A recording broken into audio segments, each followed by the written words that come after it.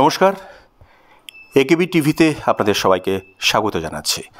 আমরা এখানে সবাই মিলিত হয়েছি আন্তর্জাতিক নারী দিবস 2024 একটি ব্যতিক্রমী উদ্যোগকে কেন্দ্র করে।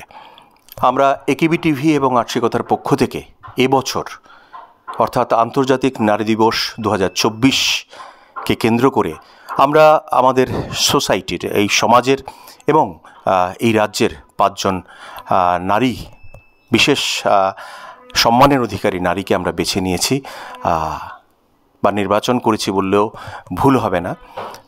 তাদের কথা, তাদের ভাবনা, তাদের স্বপ্ন এবং তাদের লক্ষ্য সব কিছু আপনাদের সামনে তুলে ধরার জন্য এবং একেবি টিভি এবং আর্শিকতার পক্ষ থেকে তাদেরকে বিশেষ সম্মানে সম্মানিত করা হয়েছে। আপনারা তা দেখলেন একটু আগের চিত্রতে। তো আমরা সরাসরি এখন সেই নারী যার বাড়িতে আমরা চলে এসেছি, রাজ্যের একজন কৃতী সন্তান, তার বাড়িতে আমরা চলে এসেছি। তিনি হচ্ছেন একজন পুলিশ আধিকারিক, ডেপুটি এসপি শ্রীমতী সীমা আক্তার। ওনার বাড়িতে এই মুহূর্তে আছি। তো ওনার থেকে জেনে নেব যে ওনার যে সেই ছোটোবেলা থেকে আজকের জার্নিটা ছোট্ট করে একটু জানবো যে কোন ভাবনায়, কোন স্বপ্নে উনি আজকের এই জায়গায় এসে পৌঁছেছেন। চোখ রাখুন। নমস্কার ম্যাডাম। প্রথমে আপনি একজন নারী, তারপর আপনার যে প্রতিষ্ঠা, যেভাবে আপনি এগিয়ে এসছেন, সমাজকে আলো দেখিয়েছেন, তো আমরা এই ধরনের কিছু কথা আপনার কাছ থেকে শুনবো। একেবি টিভির পক্ষ থেকে এবং আর্শিকতার পক্ষ থেকে আপনাকে অসংখ্য ধন্যবাদ আমাদেরকে এই মূল্যবান সময়টুকু দেওয়ার জন্য। আপনাকে আমরা যে সুযোগ পেয়েছি আপনাকে আপনার যোগ্য সম্মানে সম্মানিত করার জন্য, তার জন্য আপনার কাছে কৃতজ্ঞতা প্রকাশ করছি। আমি আজকে আন্তর্জাতিক নারী দিবসের উপলক্ষে আপনারা যে আমাকে সম্মানিত করেছেন বা সম্মাননা দিয়েছেন, সেটার জন্য আমি চিরকৃতজ্ঞ। কারণ আমি জানি না আমি কতটুকু কৃতী, কিন্তু আমি জীবনে যা চেয়েছি যে প্রতিষ্ঠিত হতে, স্বনির্ভর হতে, সেই চেষ্টাটা আমার বাল্যকাল থেকেই ছিল। সেই চেষ্টা থেকে পড়াশোনা করেছি, মা বাবা সেই সুযোগ করে দিয়েছেন, সহযোগিতা করেছেন। তারপর সেই ধাপে ধাপে এগিয়ে আজকের জায়গায় আসতে পেরেছি। তো সেটা অনেক বড় কিছু না। এই জ্ঞানের সমুদ্রে অনেক জ্ঞানীগুণী রয়েছেন, তাদের সামনে আমি নিতান্তই ক্ষুদ্র একজন। এখানে আপনারা যে আমাকে সম্মাননা দিয়েছেন, সেটা আমার জন্য অনেক বড় পাওনা। সেটার জন্য আমি সবাইকে এই আপনাদের চ্যানেলের মাধ্যমে, আপনাদের যারা এই সংস্থার সঙ্গে যুক্ত আছেন, একেবি টিভির সবাইকে আমি আমার আন্তরিক ধন্যবাদ জ্ঞাপন করছি। ম্যাডাম, অ্যাকচুয়ালি সম্মানের অধিকারী হতে গেলে যে পথ অবলম্বন করতে হয়, সেটা কোনো প্রিফিক্স কোনো পথ থাকে না। আপনি আপনার উদ্দেশ্য এবং স্বপ্ন এবং আপনার ভাবনাকে যখন 10 জনের থেকে আলাদা করে এগোবেন, আসল সত্যের দিকে আপনি এগোবেন, সেইখানেই সমাজ ব্যবস্থায় কিন্তু একটা আলোর প্রতিফলন ঘটে। সেই প্রতিফলনে যে আপনার যে জার্নিটা, আমরা যতটুকু জানতে পেরেছি আপনি সিপাহীজলাতে মানুষ হয়েছেন। হ্যাঁ, তখন এটা পশ্চিম ত্রিপুরায় ছিল। যখন আমার বাল্যকালটা কেটেছে মূলত পশ্চিম ত্রিপুরা, মানে এখন বর্তমান সিপাহীজলা ডিস্ট্রিক্ট। আমাদের গ্রামের যে বাড়ি, সে বাড়িটা হলো পশ্চিম গোকুলনগরে। আমি সেখানেই আমার প্রাইমারি স্কুল সেখানেই হয়েছে। ক্লাস 1 থেকে 5 পর্যন্ত আমি পশ্চিম গোকুলনগর উচ্চ বিদ্যালয়ে পড়াশোনা করেছি। সেখান থেকে আমার বাবা সেই ট্রান্সফারেবল জব করতেন। উনি ব্যাংক অফিসার ছিলেন, ত্রিপুরা গ্রামীণ ব্যাংকে কর্মরত ছিলেন। সেই সুবাদে বাবার সঙ্গে ঘর থেকে বের হই প্রথমবার। তখন বাবার পোস্টিং ছিল বক্সনগরে। সেখানে আমার পড়াশোনা আমি করি ক্লাস 6 থেকে 10 পর্যন্ত। মাধ্যমিকে ভালো রেজাল্টই করেছিলাম, ফার্স্ট ডিভিশন পেয়েছিলাম। সেটার পিছনে আমার বাবা মার অনেক অবদান রয়েছে। আমি মনে করি প্রত্যেক সন্তানের পিছনেই মূলত একটা সন্তানকে যখন কৃতি হিসাবে বা তাকে জীবনে প্রতিষ্ঠিত করতে প্রত্যেক মা বাবাই নিরলস প্রচেষ্টা করেন। সেক্ষেত্রে আমার মা বাবাও করেছেন এবং সেটা আরও একটু বেশি। কেন বেশি বলবো? কারণ আমাদের যে সমাজে নারীদের শিক্ষার ক্ষেত্রে অগ্রগতি বা সেই সুযোগ করে দেওয়াটা, সবাই সেই সুযোগটা পায় না। মা বাবার তরফ থেকেও অনেক সময় পায় না, বা সমাজের তরফ থেকেও বিভিন্ন বাধা বিপত্তি আসে। সেখানে আমার মা বাবা অন্য সব বাধা বিপত্তি গ্রাহ্য না করে, যেমন ধরুন আমি মাইনরিটি কমিউনিটিতে বিলংস করি, তো সেই অনুযায়ী আমাদের দেখা যাচ্ছে আমাদের কমিউনিটিতে তখনকার সময়ে মেয়েদেরকে অতি বাল্য বয়সী বিয়ে দিয়ে দেওয়া হতো, কিন্তু আমার বাবা সেই কাজটা করেননি। আমার বাবাকে আমাকে পড়াশোনার সুযোগ করে দিয়েছেন। আমার বাল্যকাল থেকেই শুনেছি পরবর্তীকালে যে ক্লাস 6 থেকেই নাকি বিয়ের প্রস্তাব আসতো, কিন্তু বাবা সেগুলিকে গ্রাহ্য করেননি এবং ফিরিয়ে দিয়েছেন। এবং আমার কানেও যাতে সেটা না আসে, যে এই ধরনের কিছু আছে সেটারও চেষ্টা করেছেন, যাতে আমার মাইন্ড কখনো ডাইভার্ট না হয়। কিন্তু তার পাশাপাশি আমি এটা বলবো, শুধু মা বাবা যেমন সুযোগ করে দিয়েছেন, মা বাবার যে স্বপ্নটাকে আমাদের সন্তান হিসাবে প্রত্যেক সন্তানকেই মর্যাদাও দিতে হবে, সেটা মনে রাখতে হবে যে আমার মা বাবা আমাকে প্রতিষ্ঠিত করতে চাইছেন, আমি সহযোগিতা করতে হবে বা তাদের নির্দেশিত সেই সঠিক পথে চলতে হবে। সেই দিক থেকে চিন্তা করলে আমি চেষ্টা করেছি মা বাবার সেইভাবে চলতে, যাতে কোনো ধরনের স্ক্যান্ডাল বা কোনো ধরনের স্টুডেন্ট লাইফেও তো হয় না বিভিন্ন ধরনের, ওগুলি থেকে বেঁচে থাকার চেষ্টা করেছি। সঙ্গে ওখানে আমার বড় পাড়া হলো বক্সনগরে যখন গেছি, আমি আমার টিচার হিসাবে অনেকজনই আমার টিচার ছিলেন, সবার প্রতি আমি কৃতজ্ঞ, কিন্তু স্পেশালি আমার এক শিক্ষকের কথা না বললেই নয়। উনি আমার পিতৃতুল্য, সুকান্ত চক্রবর্তী স্যার। উনি ছোটোবেলা থেকে আমাকে একদম নিজের মেয়ের মতোই গাইডেন্স দিয়েছেন। অন্য কোনো গৃহশিক্ষকের কাছে আমাকে যেতে দেননি। উনিই আমাকে, যেহেতু আমি স্কুলে ভর্তি হয়েছি দেখে, আমি একদিন বলছিলাম যে স্যারের পড়াশোনা আমার খুব ভালো লাগে, আমার বাবাকে আমি বায়না ধরেছিলাম আমি স্যারের কাছে পড়বো। তো বাবু গিয়ে স্যারকে রিকোয়েস্ট করলো যে ও তো আপনার কাছেই পড়তে চায়। হ্যাঁ, তারপর স্যারও খুব শুনে স্যার বললো আচ্ছা ও আমার কাছে পড়তে চায়, ঠিক আছে আসুক। তখন স্যার ক্লাস 6 থেকে পড়াতেন না, উনি 8, 9, 11, 12 পড়াতেন। আমাকে ওদের অন্য স্টুডেন্টদের পাশে বসিয়ে একটু দেখিয়ে দিতেন। তো স্যারের কাছেই আমার পড়াশোনা এই 6 থেকে 10 পর্যন্ত পুরো সব সাবজেক্টই ধরতে গেলে উনিই দেখিয়েছেন। আর পাশাপাশি আমার বাবা সায়েন্সটা, ম্যাথসটা বাবাও দেখিয়েছেন। সেইভাবে পড়াশোনা করে বক্সনগর স্কুল থেকে তখন ভালো রেজাল্ট করেছিলাম। পরবর্তী রেজাল্টগুলো থেকে পূর্ববর্তী যে রেজাল্ট ছিল মাধ্যমিকে, আমার রেজাল্টটা তখন ছিল হাইয়েস্টই। সেদিক থেকে আমি স্যারের কাছেও কৃতজ্ঞ, প্রত্যেকটা টিচারের কাছে আমি কৃতজ্ঞ, ওনাদের সেই সহযোগিতা পাওয়াতেই এবং আমার মা বাবার সেই সুযোগ করে দেওয়াতেই আমি আজকে এই জায়গায় আসতে পেরেছি। তার পরবর্তী সময়েও তো যেহেতু আমি মাস্টার ডিগ্রি করার পর আমার বিয়ে হয়েছে, তার মানে অনেকটা লম্বা সময় আমার মা বাবা আমাকে নিজের পায়ে প্রতিষ্ঠিত হওয়ার জন্য সুযোগ করে দিয়েছেন।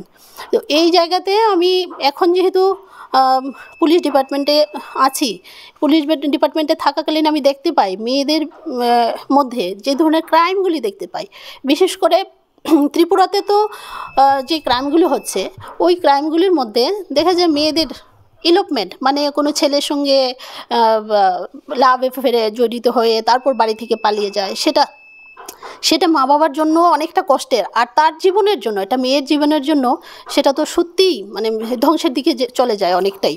কেননা বাল্য বয়সে যখন সে এটা রং ডিসিশন নেয়, প্রেম ভালোবাসা এটার নামে, তখন তার নিজের পায়ে প্রতিষ্ঠিত হওয়ার সুযোগটা সে নিজেই ধ্বংস করে ফেলে। তো আমার এই ইন্টারন্যাশনাল ওমেন্স ডেতে আমার এই সব ছাত্রীদের, বিশেষ করে ছাত্রীদের প্রতি আমার একটা অনুরোধ থাকবে, তারা যেন সঠিক সময়ে সঠিক কাজটা করে। তার মানে ছাত্র জীবনে শুধু যেন পড়াশোনার প্রতি মনোযোগী হয় এবং মা বাবার স্বপ্ন, মা বাবা যে আশা করে নিয়ে তাকে প্রতিষ্ঠিত করতে চাইছে, সেই স্বপ্নে অনুধাবন করে সেইভাবে যাতে চলে, যাতে মা বাবা ভরসা পায় আমার এই সন্তানটাকে আমি উচ্চশিক্ষায় শিক্ষিত করার জন্য।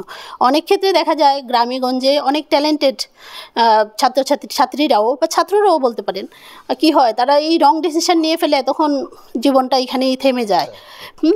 তো মা বাবাও সাহস করে তাদেরকে আর উচ্চশিক্ষার দিকে নিয়ে যেতে পারে না। তো অনেক মেধা এখানেই শেষ হয়ে যায়।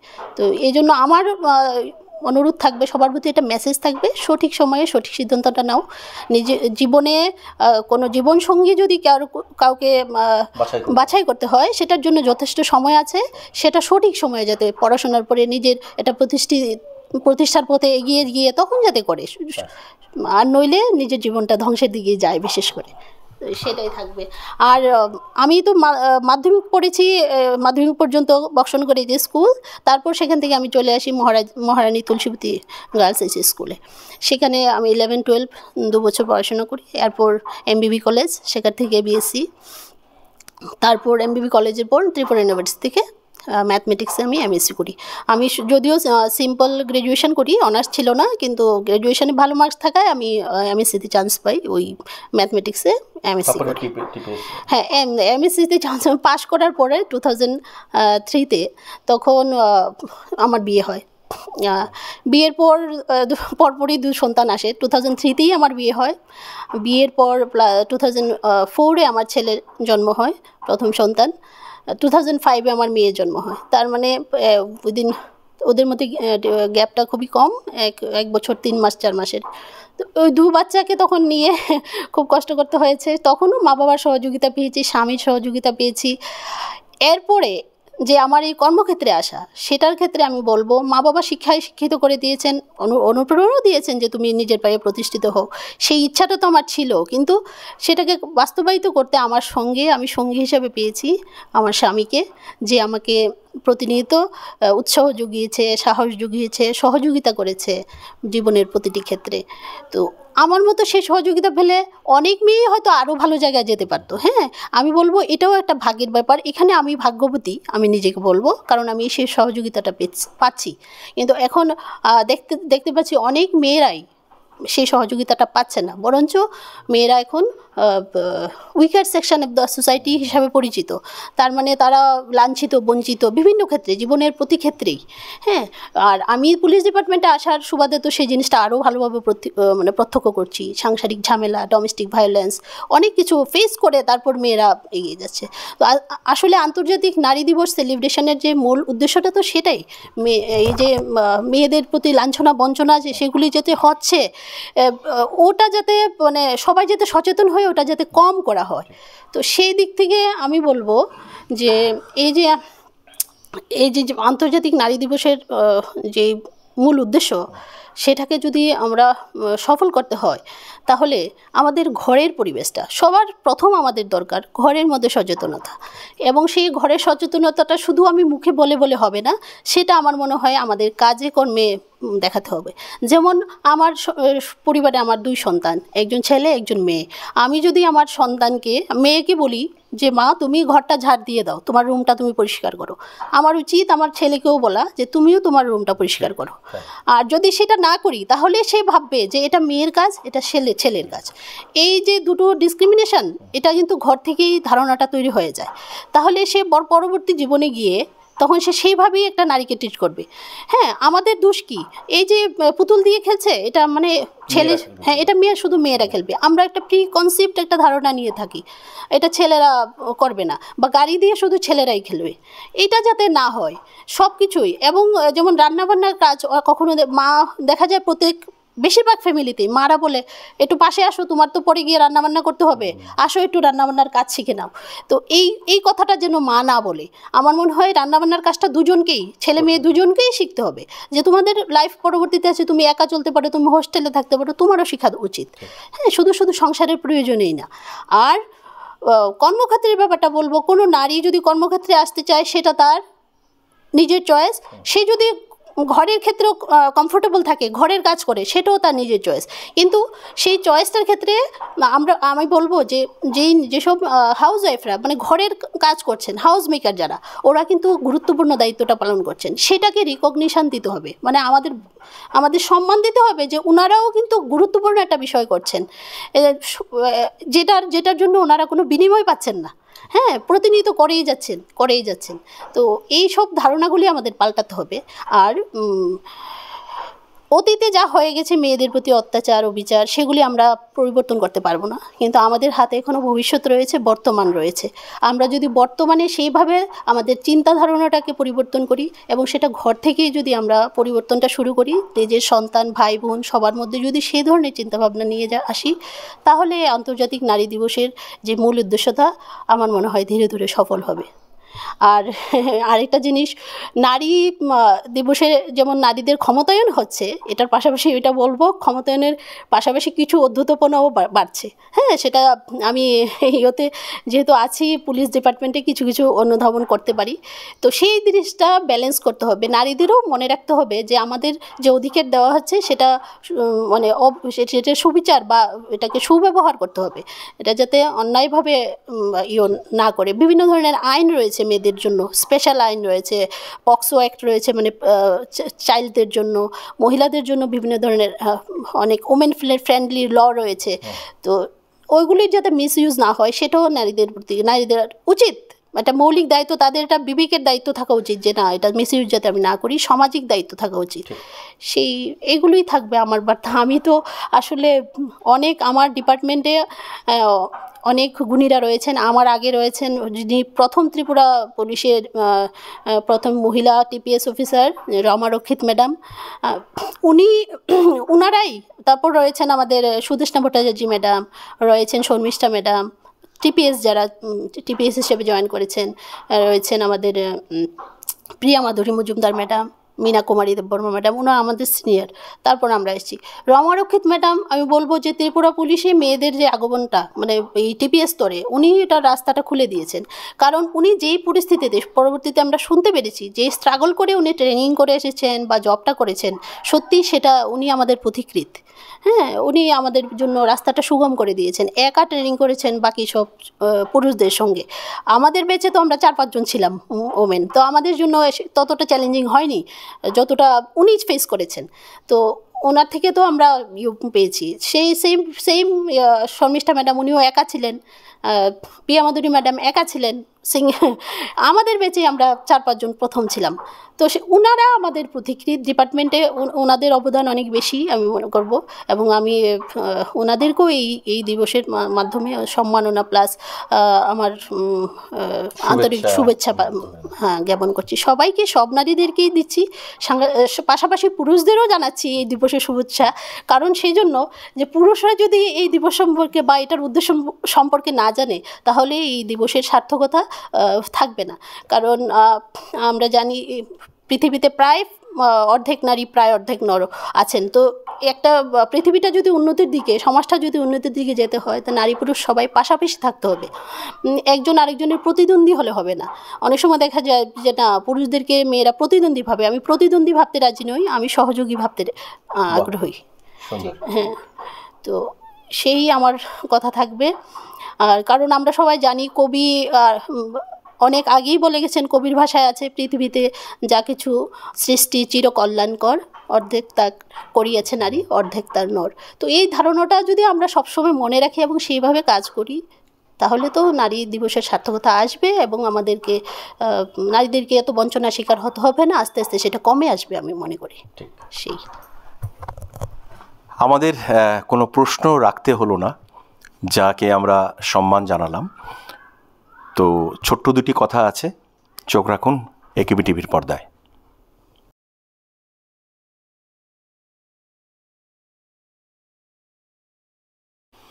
আপনারা দেখছেন একেবি টিভি, আমাদের সঙ্গে থাকছেন, আমাদের সঙ্গে থাকবেন।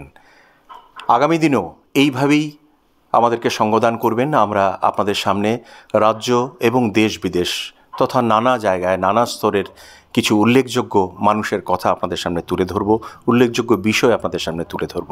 আমরা আছি আন্তর্জাতিক নারী দিবস 2024কে কেন্দ্র করে একেবি টিভি এবং আশিকতার একটি বিশেষ উদ্যোগে আমরা এবছর রাজ্যের 5 জন নারীকে আমরা সম্মাননা জ্ঞাপন করব। তার মধ্যে আজকে রয়েছি আমাদের ডেপুটি এসপি সীমা আক্তার মহাশয়ার বাসভবনে। তাকে আমরা সম্মান জানিয়েছি এবং সম্মানের পর উনি যেভাবে একটা নারী জীবনকে ব্যক্ত করলেন, তা কিন্তু আমরা অবাক হয়ে শুনলাম। শুধু পুরুষ এবং নারীর মধ্য দিয়ে একটি জীবন হতে পারে না, মানুষ মানে একটি জীবন।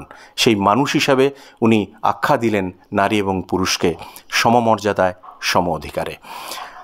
আমরা যে কথাটা ওনার কাছ থেকে এবার জানতে চাইব, তার আগে ছোট্ট একটি বলছি যে আমাদের যে এই যে আলাপচারিতার অনুষ্ঠানটি, একটি বিশেষ আলাপচারিতার অনুষ্ঠানে আমরা রয়েছি, সেখানে কিন্তু শুধুমাত্র সঞ্চালক এবং অতিথি নেই। রয়েছেন রাজ্যের আরও বিশিষ্ট জনেরা। আমি একটু একটু করে পরিচয় করিয়ে দিই। একদম ওইদিকে রয়েছেন সৌম্য ভৌমিক, আমাদের আশিকথা পরিবারের একজন গুরুত্বপূর্ণ সদস্য, অভিভাবক। পাশাপাশি রয়েছেন টাটা প্রোগ্রেসিভ মোটরসের জেনারেল ম্যানেজার সুমন বণিক মহাশয়, যিনি আমাদের আজকের বিশেষ অতিথি এবং এই নারী দিবসকে কেন্দ্র করে যাকে প্রথম সম্মাননাটা জ্ঞাপন করলেন উত্তরীয় মাধ্যমে। এবং তারপরে রয়েছে রাজ্যের বিশিষ্ট কর্পোরেট ব্যক্তিত্ব তথা আশিকথা পরিবারের অন্যতম একজন অভিভাবক রাজানাগ মহাশয়। সঙ্গে রয়েছেন আশিকথা পরিবারের একজন উল্লেখযোগ্য নারী এবং যিনি স্বনির্ভরতায় একটি উদাহরণ সৃষ্টি করেছেন এবং একজন শেফ হিসাবে পুরো গোটা বিশ্ব ওনাকে ছেড়ে, বাবলি নাগ মৈত্র, বাবলিস কিচেনের আমাদের সঙ্গে রয়েছেন। আমরা সরাসরি এবার আর ছোট্ট দু একটি কথা, যদিও কোনো প্রশ্নের উনি অবকাশ দেননি আমাদের, তারপরেও কিছু রয়েছে। ম্যাডাম, আমি যেটা জানতে চাইবো আপনার কাছ থেকে যে আমরা ছোটোবেলায় স্কুল জীবনে কিন্তু স্বপ্ন দেখি, বিভিন্ন ভাবনা হয়। আপনি যে স্বপ্ন এবং ভাবনাটা দেখেছিলেন এবং আজকের আপনি, তার মধ্যখানে কোথাও পার্থক্য বা কোথাও মিল যদি একটু ছোট্ট কথায় বলেন। যদি বলেন স্বপ্ন দেখা, আসলে ছোটোবেলা থেকেই ইচ্ছে ছিল ডাক্তারি পড়ার। হ্যাঁ, কিন্তু পরবর্তীতে এন্ট্রান্স আমি ফেসও করেছি, তো ভাগ্যে হয়তো ছিল না, পাইনি। সেই জন্য পরবর্তীতে ভাবলাম যে না, কিছু একটা তো করব। আর ইচ্ছে ছিল টিচার হওয়ার, নেক্সট পরবর্তী পর্যায়ে টিচার হওয়ার। শিক্ষকতাও করেছেন? হ্যাঁ, আমি করেছি। আমি প্রাইভেট স্কুলে পড়িয়েছি, কেন্দ্রীয় বিদ্যালয়ে পড়িয়েছি, আসাম রাইফেল স্কুলে পড়িয়েছি। তো তখন থেকে ইচ্ছে ছিল যে না, গভর্নমেন্ট স্কুলে জব করব, সেটার জন্য চেষ্টাও করে যাচ্ছিলাম। কিন্তু আমাদের সময় তখনকার ওই টেট ছিল না, সিলেকশনটা অন্যভাবে হতো, তো আমি পাইনি। তারপর যখন পাইনি, এইজও গড়িয়ে যাচ্ছে, তখন ভাবলাম না, কিছু না কিছু তো করতে হবে। পরপর তখন কম্পিটিটিভ এক্সাম দিতে থাকলাম। এই যে টিপিএস জবটা আমার ফার্স্ট জব নয়। প্রথমত আমি ওই প্রাইভেট স্কুলে জব করাকালীনই আমি কম্পিটিটিভ এক্সামের দিকে ধাবিত হই। হ্যাঁ, তারপর শুরু করি, প্রিপারেশান নেওয়া শুরু করি। এই ক্ষেত্রে আমাকে সহযোগিতা করেছেন, এখানে স্যারের নামও আমার বলতে হয়, স্যার আমাকে অনেক মোটিভেট করেছেন।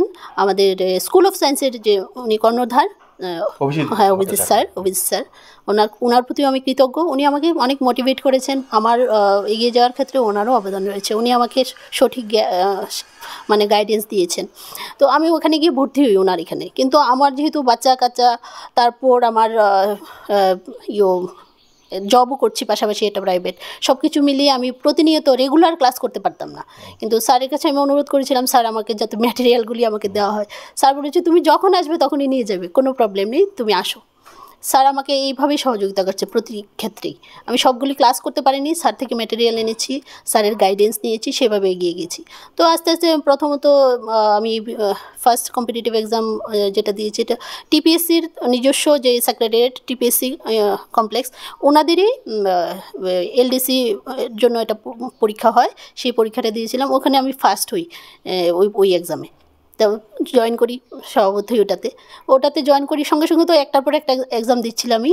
পরবর্তীতে যে আমাদের সিভিল সেক্রেটারিয়েট, ওটারও ওটা হয়, এক্সাম হয় ক্লারিক্যাল জবের জন্যই। এটা মূলত এটা শুরুই হয়, সেক্রেটারিয়েট সার্ভিসটা শুরুই হয় এলডিসি থেকে। তো ওটার এক্সামও দিয়েছিলাম। ওই টিপিএসসিতে জয়েন করার উইদিন 6 মান্থ আমি ওটাতে পেয়ে যাই। তো টিপিএসসিটা ছিল 5 ইয়ার্স ফিক্সড পে, আর ওটা ছিল রেগুলার পে। সেই জন্য আমি টিপিএসসি থেকে শিফট করে সেক্রেটারিয়েটে যাই। তো সেক্রেটারিয়েটে যাই, এরই মধ্যে আরও অন্য জবও দিয়েছিলাম, যেমন হাইকোর্টের জন্য দিয়েছিলাম। হাইকোর্টেও ক্লারিক্যালে তখন হাইকোর্টেও পেয়ে যাই, কিন্তু ওটাতে যাইনি, কারণ ওটা তো ট্রান্সফারেবল হবে। সেই জন্য ভাবলাম বাচ্চা কাচ্চা নিয়ে ট্রান্সফারেবল জব করা কঠিন হয়ে যাবে।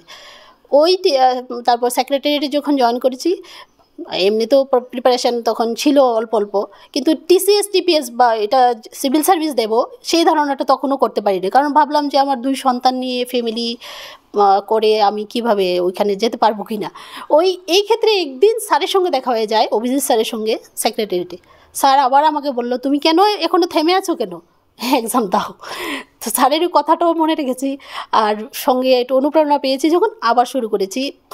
শুধু আমি আসলে জিকেগুলি ঝালাই করছিলাম।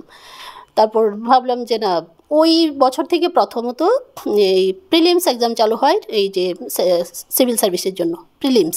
এর আগে থেকে ডাইরেক্ট মেন্স ছিল, পুরো ফুল সিলেবাস পড়তে হতো। তো ওই প্রিলিমস চালু হতে আমি একটু সাহস করে ভাবলাম যে না, প্রিলিমসটা তো জিকে টিকে এগুলো শর্ট এমসিকিউ টাইপ, এগুলি আমার জন্য ইজি হবে, আচ্ছা দিয়ে দেখি। ওই জাস্ট চান্স হিসেবেই দিয়েছিলাম। তো প্রিলিমসে যখন সিলেকশন পেয়ে যাই, প্রিলিমসে সিলেকশন পাওয়ার পরে যে 2-2.5 মাস সময় ছিল, তখনও আবার স্যারকে ফোন করি। স্যার ফোন পেয়ে স্যার আমাকে বলে, প্রথমেই বলেছে তুমি পেয়েছো। মানে স্যার এটা জিজ্ঞেস করিনি কেন ফোন করেছো। এরপরে আমি বললাম হ্যাঁ স্যার। তখন অভিজিৎ স্যার বললো যে আসো, তুমি যা যা লাগবে তুমি নিয়ে যাও। সেইভাবেই করেছি। আর ঘরের মধ্যে আমি তো যে ওনার কথাটা কমই বলেছি, যেটা সব মেয়েরা হয়তো পায় না, সমাজে এখনও যেটার অভাব রয়েছে, যেখানে আমার স্বামী, উনি আমাকে প্রতিনিয়ত প্রতি ক্ষেত্রে সুযোগও করে দিয়েছেন, সহযোগিতা করেছেন। এবং এই যে প্রিপারেশনের ক্ষেত্রে উনি আমার টিউটর হিসাবেও কাজ করেছেন, অনেক হেল্প করেছেন। কারণ আমি সায়েন্স ব্যাকগ্রাউন্ডে ছিলাম, আমি সাবজেক্টগুলি নিয়েছিলাম সেগুলো আর্টসের subject, plus education, geography, plus 5 years plans and constitution, যেটা ওটা তো আমার কোনো আয়ত্তই ছিল না। উনি পলিটিক্যাল সায়েন্সের ওই ব্যাপারটা পুরোটা আমাকে ক্লিয়ার করেছেন। রাতের পর রাত আমার সঙ্গে উনিও জেগেছেন। তো এই আমার এখানে আসার পেছনে ওনার অবদান অনেক রয়েছে। আমি এই চ্যানেলের মাধ্যমেও আমার কৃতজ্ঞতা প্রকাশ করছি, যদিও যত বলবো ততই কম হবে। সেই ওই ডাক্তার হতে পারিনি, সেই স্বপ্ন পূরণ হয়নি, কিন্তু নিয়তি নিয়ে এসেছে এখানে। যখন টিসিএস টিপিএস ফেস করি, তখন প্রেফারেন্স দিয়েছিলাম টিসিএস প্রথম, কিন্তু আমার যা আমি সিলেকশন পেয়েছি, মার্কসের ভিত্তিতে হয়তো সিলেকশনটা পেয়েছি আমি টিপিএস হিসাবে। আপনি স্যাটিসফাইড? হ্যাঁ, এখন এই জায়গাতে এসে আমার কোনো আফসোস নেই। তবে হ্যাঁ, এখন যেভাবে ভাবলাম, এই জন্য যে সব নিয়তি ঠিক করে রাখে, এটা নিয়তিকে মেনে নিয়েছি। এবং এইখানে এসে আমি চাইছি যে আমার যা দায়িত্ব সেটা যাতে আমি সুচারুভাবে ঠিকভাবে করতে পারি। আমরা এতক্ষণ ছিলাম, আমরা যাকে সম্মান জানিয়েছি, যেই নারীকে আমরা সম্মান জানালাম। আমাদের এই সমাজ যেভাবে এগোচ্ছে নারী পুরুষের সমন্বয়ে এবং ভাবনা স্বপ্নের মেলবন্ধনে, সেই রকম একটি মুহূর্ত আমরা কাটালাম এতক্ষণ আমরা সবাই মিলে। আমরা এই গোটা বিষয়টা থেকে যে বিষয়টি বা যেই বক্তব্যগুলোই সত্যিকারের অর্থে জানলাম, এবং ম্যাডাম খুব সুন্দর সহজ সরলতার ভাষায় এবং স্ট্রেট কাট একদম পরিষ্কারভাবে কয়েকটি কথা বলেছেন। সেখানে হলো যে নারীদের এগিয়ে যাওয়ার জন্য অভিভাবক যারা থাকবেন তাদেরকে কিন্তু সেইভাবে ভাবতে হবে নারীকে এগিয়ে দেওয়ার ক্ষেত্রে, তার স্বপ্নকে বাস্তবায়িত করতে। এবং প্রত্যেকটা নারী পুরুষের একটি স্বপ্ন থাকে, নারীদেরও থাকে, পুরুষেরও থাকে। সেই ভাবনাগুলিকে যদি আমরা এগিয়ে নিয়ে যাই, তাতে করে এই যে অভিভাবকদের পাশে থাকাটা, এটা একটা বিরাট বিষয়, বিরাট তৃপ্তিরও বিষয়, বিরাট প্রাপ্তিরও বিষয়। এই তৃপ্তি এবং প্রাপ্তিতে কিন্তু ম্যাডাম রয়েছেন। অভিভাবক হিসাবে পাশে পেয়েছেন বাবা মা পরিবারের সবাইকে। এবং বর্তমানে যিনি আমাদের রাজ্যের একজন স্বনামধন্য বিশিষ্ট শিক্ষাবিদ ডক্টর মুস্তাফা কামাল রয়েছেন, ওনার স্বামী হিসাবে সর্বদা ওনার পাশে থাকছেন এবং রাত্রি জেগে ওনাকে এগিয়ে দেওয়ার জন্য, ওনার মেধা শক্তিকে আরও বিকশিত করার জন্য ওনার যেই সাপোর্টটি, সত্যিই আমরা অভিভূত হলাম ম্যাডামের কথায়। আমরাও আমাদের এই একেবির চ্যানেলের মাধ্যমে আমরা এই বিশিষ্ট শিক্ষাবিদ ডক্টর মুস্তাফা কামালের প্রতি শুভেচ্ছা, অভিনন্দন এবং সম্মান প্রদর্শন করছি।